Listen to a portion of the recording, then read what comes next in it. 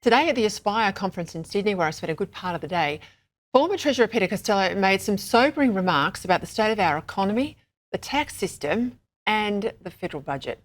Costello's analysis of the budget paper shows that government spending per capita in constant dollar terms has grown by about 32% since 2007. That's when the government changed hands from the Coalition to Liberal. Now, on average, that's $26,000. Over the same period of time, tax per person has risen by about 16% to just under $24,000. All of this making us more dependent than ever on government. The government's softening people up for higher taxes, right? And this is why capital gains tax is now being discussed. Why? Tax per person has been rising. We've never been raising as much. So why do we need a new tax rise?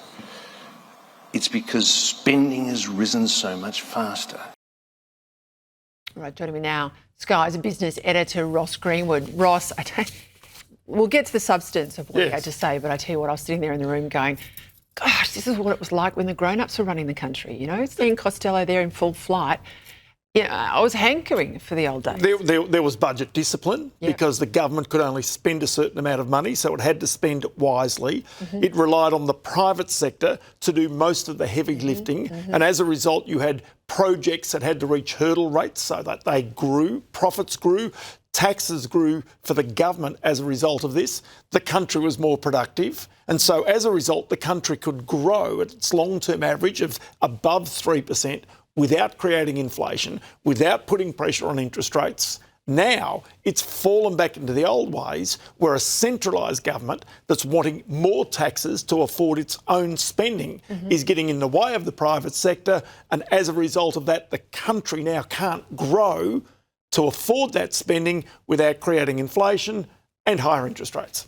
If focused also on, I guess, the percentage or the growth of government, but not just government spending, the number of people in the economy that are working for the government sector, which is always least productive when you can compare it with the private sector. So that's childcare, that's aged care, that's healthcare, all very important things for first world nations. So long as you have a country, a national economy that is growing fast enough to be able to afford those things. So big questions for government right now, centralised government. Why, for example, is the NDIS not means tested? Why is childcare not means tested? And why is it uncapped? Because Medicare is not uncapped. No, that's right. The NDIS is. So therefore, these things are going to grow and continue to grow at a time when you've got other pressures on your budget, including your defence spending, for example. So why also, you know, and there's a story today about the Commonwealth being hit by the unions who want another round of increases to childcare wages. Now, childcare businesses are largely for-profit, privately owned, commercial businesses. Why on earth would the taxpayer have to fund these increases yet again? Yeah, that's right. And so this again adds to the cost of government. At the point which the individual in the past used to pay these costs, used to bear these costs. Now middle-class welfare has become so large, many families could not really sort of operate without that. And this is the fundamental, they're beholden to government as compared with being beholden to themselves. So the real issue now is 12% superannuation going in, make certain you've got your superannuation, because we were told in the past you'll be self-sufficient in retirement. But it's still not enough. And indeed, younger generations coming through, who are the disadvantaged ones, there's no doubt. Peter Costello talked about this today. They're the ones who will not be as well off as their parents were. It used to be able to go to a country high school, a metropolitan high school, go to university and be better off than what your parents' generation was. The sad reality is, unless you come from a family that has real estate, that has enough superannuation, you're probably not in that situation in the future. But that's just the very edges of the demography spread in Australia. You know, you've got a little bit down here who will always live on welfare, so they'll be looked after the state, and you've got a little bit up here who are generationally rich. The vast bulk of the Australian middle class, which has been the engine room of this economy, they are in trouble. Well, they are bleeding. That's true. And think about it, that cohort is going to live longer.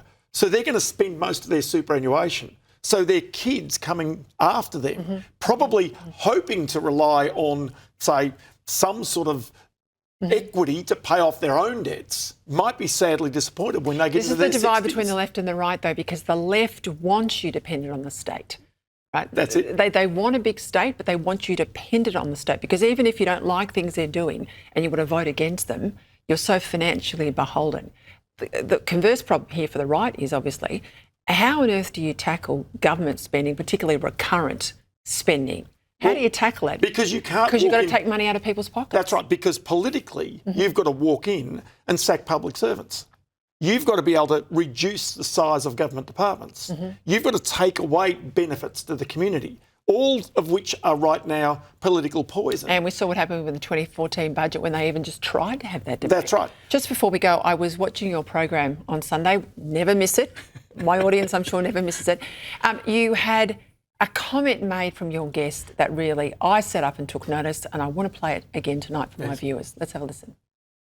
Will the next generation be better off than their parents? You know the answer to that. The answer is no. No. Is that our generation and the generation probably after, we were the last ones. We were probably the last. Look, it's a mass generalisation. And yes, I recognise. And the whole audience is throwing things at the screen. But the probable reality is that the next generation, because of inflation, because of the cost of housing and all these other reasons, because of AI that'll put people out of jobs, no, we've seen the best of it to a large extent.